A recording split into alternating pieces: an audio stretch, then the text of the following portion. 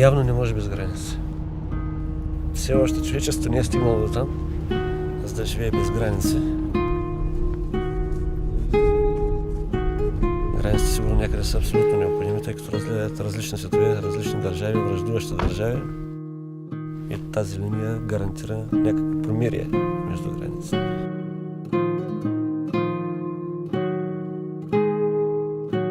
Това за мен е една от най-важните външни граници на Европейския съюз.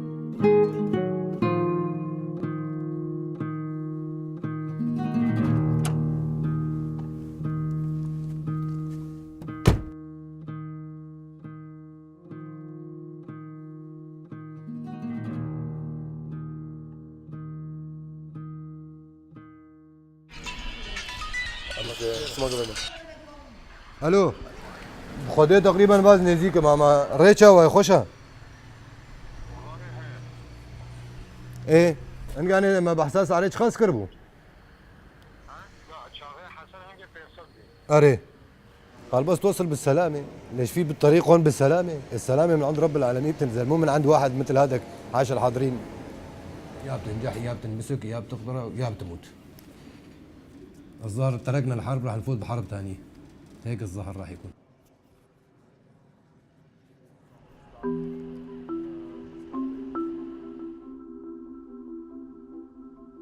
Bulgaria has seen a huge increase in Syrian refugees reaching its border with Turkey ever since neighbouring Greece stepped up security at its border a year ago.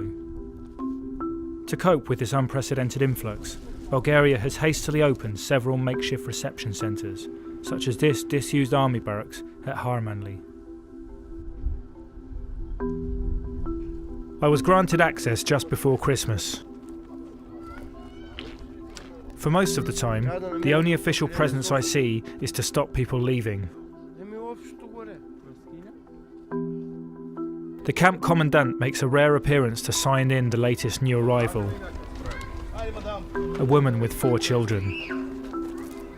From there, they are left to fend for themselves. جوزها مو معه طبعا تخاف هي لحال 4 أولاد معه وما في محل هون لسه الله يسر إن شاء الله.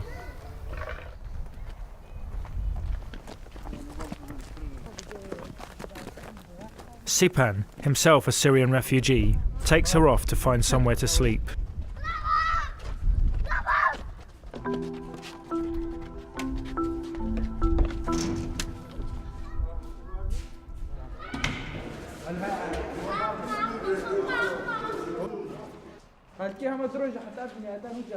هنا بيقولوا ما في محلات هاي غرفة 2 3 هاي الرابعة بنروح كل العائلات بيقولوا نحن 5 4 ما في محلات شو بدنا نساوي بقى الخيام كلها بالأرض كرفانات كلها مليانة دورنا كل المهجع هاي 5 6 غرف مليانة وهي ضلت تحت شو أكبر مصيبة. They have to try another building on the other side of the complex.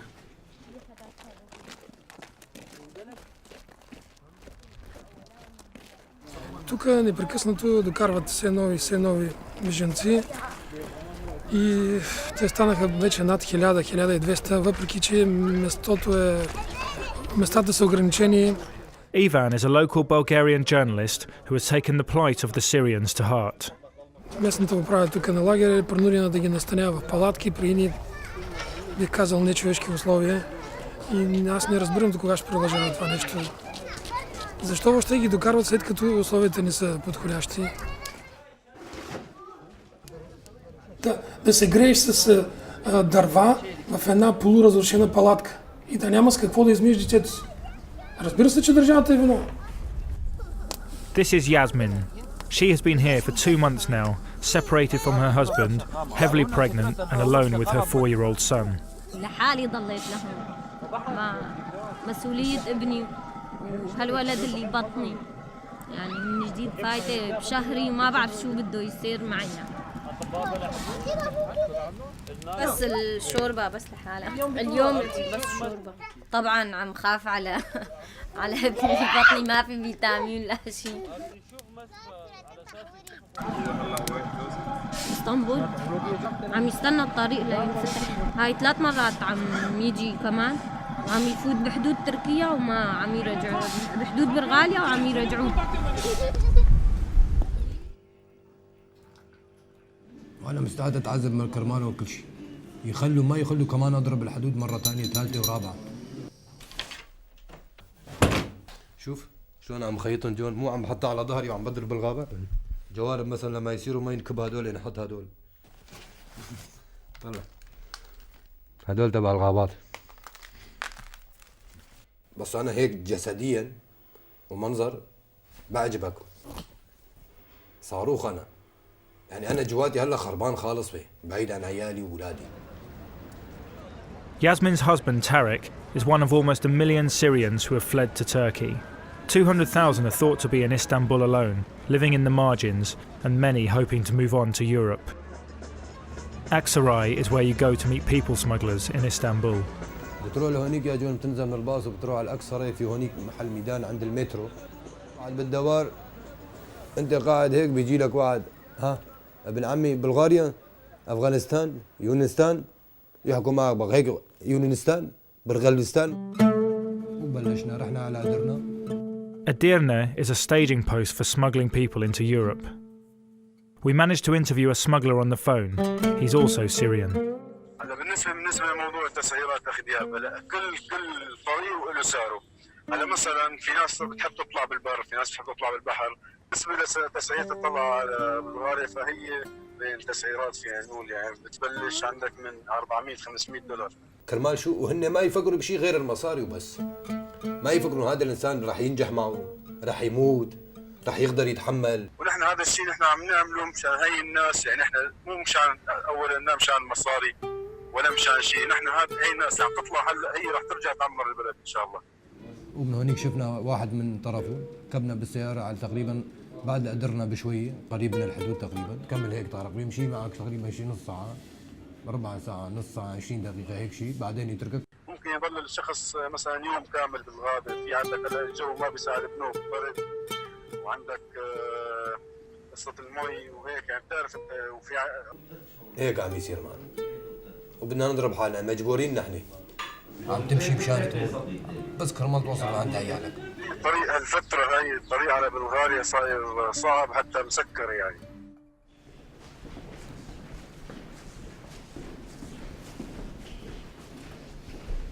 Тук не пускат никой даже мене. Ето това е мозъчният тръс на регионалната дирекция. Това е мястото, в което се събира цялата разузнавателна информация. Отделно към системата са интегрирани 6 стационарни поста за техническо наблюдение, съответно оборудвани с дневни и нощни камери, с лазерен далекомер. Ето това е границата между двете държави, тази просека. Системата регистрира аларми. Всяко пресичане на линията, която казах, сензорната линия. Два варианта. Първи вариант в случай, че групата бъде локализирана на турска територия, турските гранични власти. В случай, че групата бъде локализирана на българска територия, колегите уведомяват началника на дежурната група и най-близкия гранично-полицейски наряд. Така че преминаването на българо-турската граница не е никак лесно. Много хора успяха да се убедят в това. Затова са в момента в разпределителни центрове, някои от тях са в арести.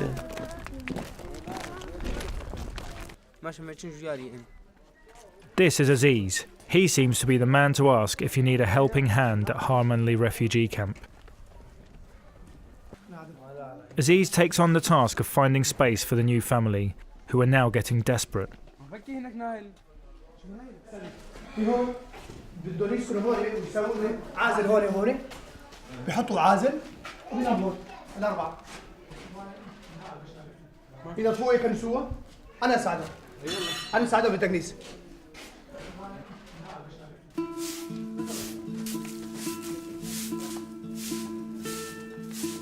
Доколкото знам, на границата има супер модерна техника, с която могат да видят на 14 км в Турция какво става. Имат вертолети, имат какво ли не, той се сипаха куп пари там, а тук не могат да отделят. То говорим за примерно от порядъка на 500-600 хиляди. Смешна сума. Това е смешна сума, 500-600 хиляди или 1 милион да направят един лагер по-нормален. Разбрах, че тия хора не са тръгнали 2000-3000 км за да дойдат тук да правят бизнес или на развлечение. Видях, че има майки, деца, бащи, възрастни хора, които бяха в така в скъдни дрехи, с малко багаж. Разбрах, че тези хора не са от добро тук. بو فيلم رعب بو فيلم رعب. Имам възможност, аз и моите приятели да разбрахме, че има възможност да им помогнем, макар с дреболи.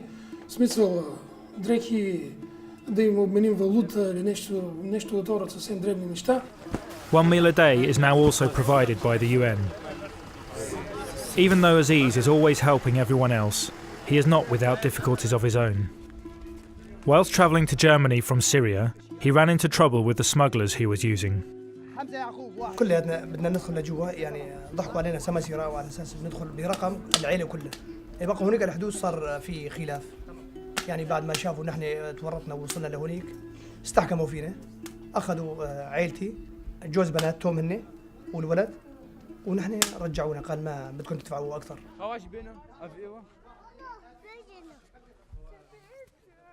Like many refugees here, Aziz's most treasured possessions are his documents.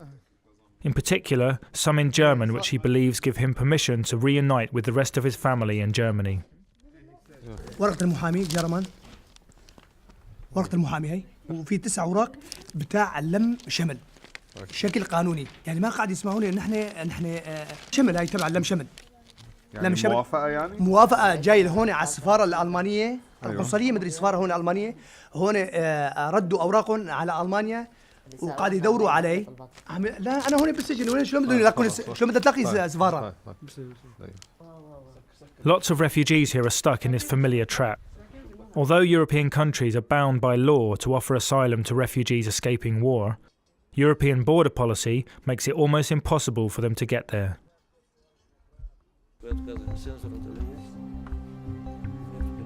Captain Christos Stefanov shows some recent interceptions of illegal border crossings. В принцип, през зимата нарушенията са по-малко.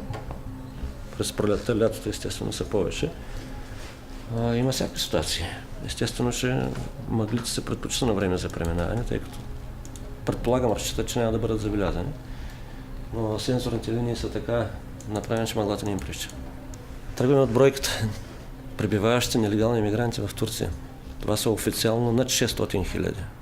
Неофициално около 1 200 000. Тези хора се предвиждат не самостоятелно, а с каналджии. Каналджийство в Турция е индустрия, не бизнес. Вече е индустрия. Тъй, че основният ни противник са точно организаторите на каналите. Не са хората, които физически превеждат, а хората, които организират тези престъпни групи на територията на Турция. Bulgaria has received both pressure, funding and support from Europe to step up security at its eastern border. Това за мен е една от най-важните външни граници на Европейския съюз, тъй като през тази граница минават потоците включително от Централна и Северна Африка, Азия, бивши съветски републики, Афганистан, Ирак, Иран, граждани на Сирия, почти цялото земно кълбо. In an Istanbul cafe, Tarek and his fellow Syrians are discussing the limited options for reaching Europe.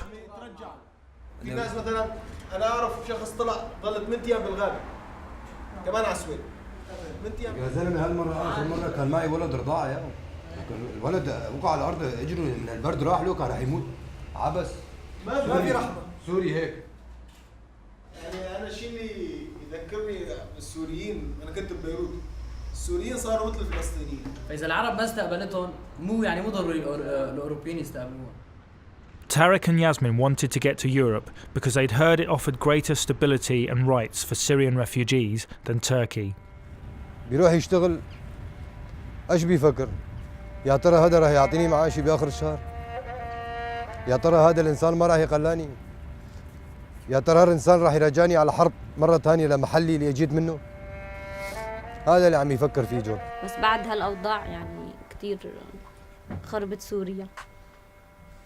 الحمد لله كان كويس منيح يعني وضعنا المالي وكنت ربة منزل وزوجي عم يشتغل الحمد لله. بس بعدين انتقلنا صارت شوي مشاكل انتقلنا على الضيعة قلنا يعني الضيعة ما فيها شيء. بعدين صارت الحرب بالضيعة اجت جبهة النصرة مسكوه شهر أخذوه شهر كسروا له فكوا. قلت لها روح خلصوا حالكم هي ما قبلت بس بعتهم بالزور على القليلة هن يخلصوا شوي من هالجو. They now wonder if staying in Turkey would have been better. في شيء إنه واحد يروح على تركيا يرجع، أنا برجع. حاسة حالي مجرمة إنه هون إنه حبسانين لا عم نقدر نطلع لا نفوت.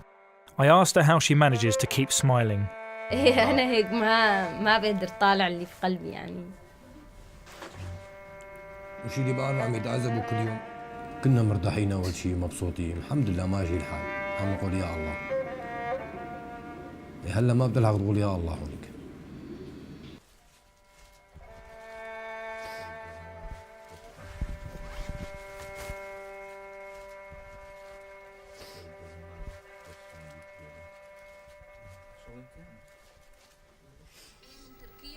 I showed Tarek some video footage of his wife and child in Bulgaria.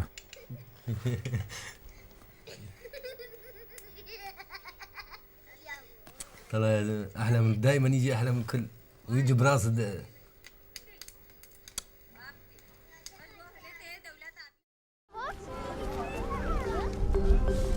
It's almost Christmas, and to raise spirits, Ivan and his friends are decorating a tree. Merry Christmas, very good, because come very happening. مشان كريسماس. نفس العملية أخوتنا المسيحيين يقوموا في مناسبة العيد، نحن كمان كنا ننزل على السوق ونشتري سجارة عيد ميلاد ونزينها ونحط بابا نويل مع بابا نويل ونفاخات ونزين الغرف كلها هدول ونمد الصفراء كالعادة. من سنتين الاحتفال راح من سوريا. نسيوا البسمة بسوريا.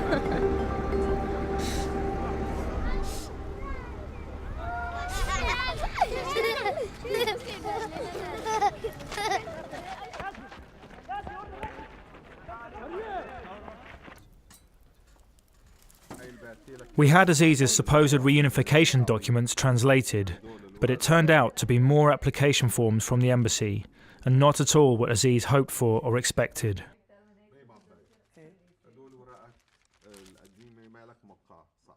تمنيت الموت، تمنيت عزرائيل تاخذ رواحنا. تارك بلدي وتارك أرضي وتارك ناسي وعائلتي انفصلت مني، وواحد له مزاج شقى عمري. لو خلصنا من الحرب هونيك اجينا على الحرب هون، هلا عم نحارب هون. بيعرفوا أكثر منني. Ами освен съжаление, какво друго да кажа? Съжаление към тези, които наистина бягат от войната. Но не всички са такива. Държа естествено, че може да бъде само горд, че служиш особено на външната граница, на българо-турската граница, една от най-тежките граници. Ние сме първите хора, които отговаряме за сигурността на държавата. It's New Year's Eve in Istanbul. Tarek is reflecting on his latest attempt to get to his wife and child in Bulgaria, and he's getting desperate. بالأخير شافنا شرطة بلغاريا، هيك شي قتلة مرتبة كمان. قلت لهم لغتهم ما بعرف أحكي، بس بالحركات حكيت معهم إنه زوجتي حاملة هيك وعندها ولد وهدول زوجتي يعني عندكم هونيك، وما عم يفهموا علينا. على عصيات بدي أضرب على دار واحد، يلا سوريا روحوا. الوقت إنه دخلت هاي يعني تقريبا الشهر هذا شهر راح يدخل بشهر يعني الحمل ما بتعرف ايش بده يصير فيها وايش بده يصير فيها هي هلا بهالحاله. لا اكلي اكل، لا شربي شرب، لا شيء، على قهوه على دخان وعلى ما بعرف شو. دائما ما بتفكر غير بالموت، طريقك موت، عم توجه حالك مشان تموت. الو كريم، كريم شوي يا تجي بيروز بكريم كذا بابنا ياسمين والله اجي درزيك بو يعني. يلا ابو يلا سلام يلا وديتر سابر.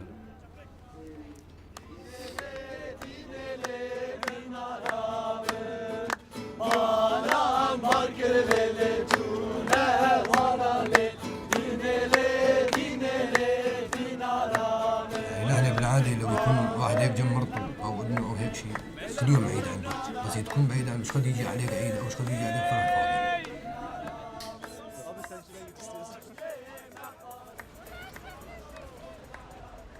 طلع على مرة بتشوف زوجتك، طلع على ولد بتشوف ابنك. الشيء اللي بعرف اقوله يا ريت هم متنا بمحلنا وما طلعنا من هونيك. على قليلة بعرف نموت عن بعض. بس ما حدا بيعرف شو مكتوب له بهالدنيا.